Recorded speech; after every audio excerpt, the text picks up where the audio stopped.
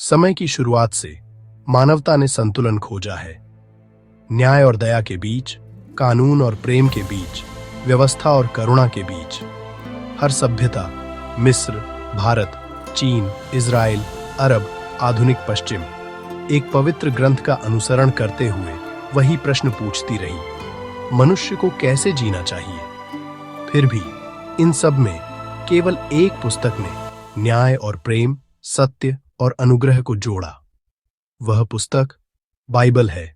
वह बीज जिसने आधुनिक सभ्यता को जीवन दिया, जिसने अस्पताल, विश्वविद्यालय, विज्ञान, कला और आत्मा की स्वतंत्रता का निर्माण किया। पश्चिमी विश्व की जड़ मिस्र ने दुनिया को नैतिक व्यवस्था का पहला दृष्टिकोण दिया। मां आत, सत्य और न्याय का नियम, पर उसकी व्यवस्थाएं राजाओं की सेवा करती थीं, जनता की नहीं। उन्होंने ढांचा तो बनाया, पर करुणा नहीं। प्रेम के बिना कानून की एक सभ्यता। भारत ने कर्तव्य और भक्ति पाई, चीन ने सामंजस्य और सम्मान पाया। उन्होंने ज्ञान और अनुशासन की समाज रचे, पर दया अधूरी रही, समानता अपूर्ण रही। उनकी सत्यता गहरी थी, पर अभी पूर्ण नहीं। कुरान में इस्लाम का अर्थ है परमेश्वर की इच्छा के प्रति समर्पण, शरीयत की व्यवस्था के अधीन जीवन। यह सत्ता के प्रति आज्ञाकारिता सिखाता है और सुसमाचार थोपता नहीं। वह प्रेरित करता है और अपने प्रेम से संसार को बदल देता है। तब सीनै के रेगिस्तानों में कुछ नया हुआ। एक ही परमेश्वर, सृष्टिकर्ता, ने सबके लिए नैतिक व्यवस्था दी। तू हत्या न करना, तू चोरी न करना। पहली बार व्यवस्था अनुष्ठानिक नहीं, नैतिक बनी। फिर भी कुछ कमी थी, ऐसा प्रेम जो उसे पूरा कर सके। तब यीशु मसीह, परमेश्वर के पुत्र, आए, खोई हुई आधी भागीदारी लाने को। अनुग्रह। उन्होंने कहा, मैं व्यवस्था को मिटाने नहीं, बल्कि उसे पूरा करने आया हूं। न्याय को सत्य चाहिए था, प्रेम ने क्षमा प्रदान की। क्रूस पर व्यवस्था और प्रेम मिल गए और सभ्यता को अपना हृदय मिल गया। पर कौन व्यवस्था, जो पुराना नियम है, और प्रेम, जो नया नियम है, को एक रखता है? कौन न्याय को मधुर और दया को शक्तिशाली बनाता है? पवित्र आत्मा। वह अदृश्य कड़ी, दिव्य समरसता जो आकाश और पृथ्वी को जोड़ती है। प्रभु यीशु मसीह का अनुग्रह, परमेश्वर का प्रेम और पवित्र आत्मा की सहभागिता आप सबके साथ रहे। आत्मा वही सहभागिता है, वह पवित्र संगति जो व्यवस्था और अनुग्रह दोनों में जीवन फूंकती है।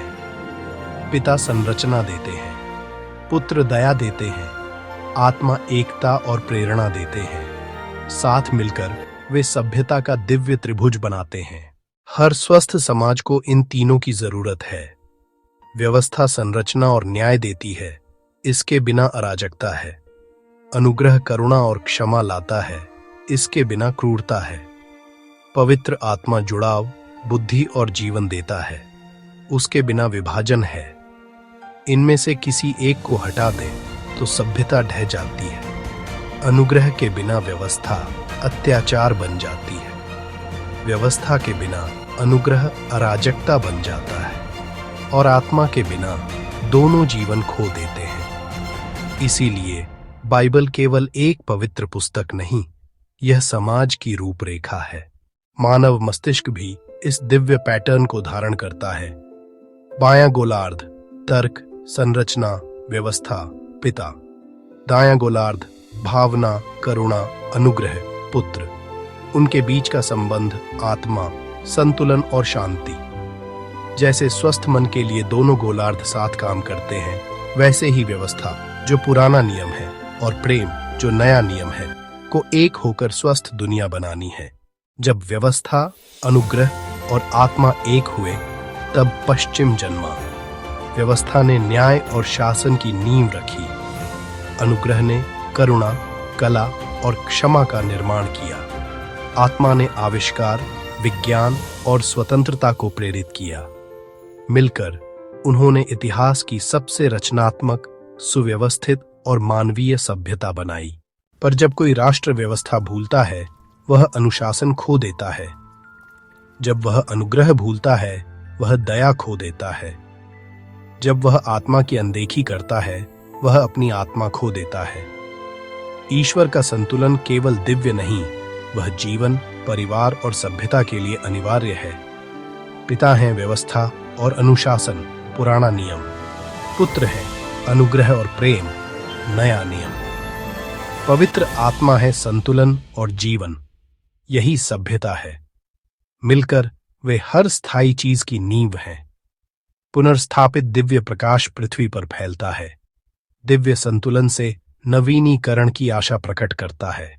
पिता ने व्यवस्था रची, पुत्र ने प्रेम से उसे छुड़ाया, आत्मा उसे जीवित रखती है। यही सभ्यता का रहस्य है। आपके मन, आपकी आत्मा और आपकी दुनिया का पैटर्न।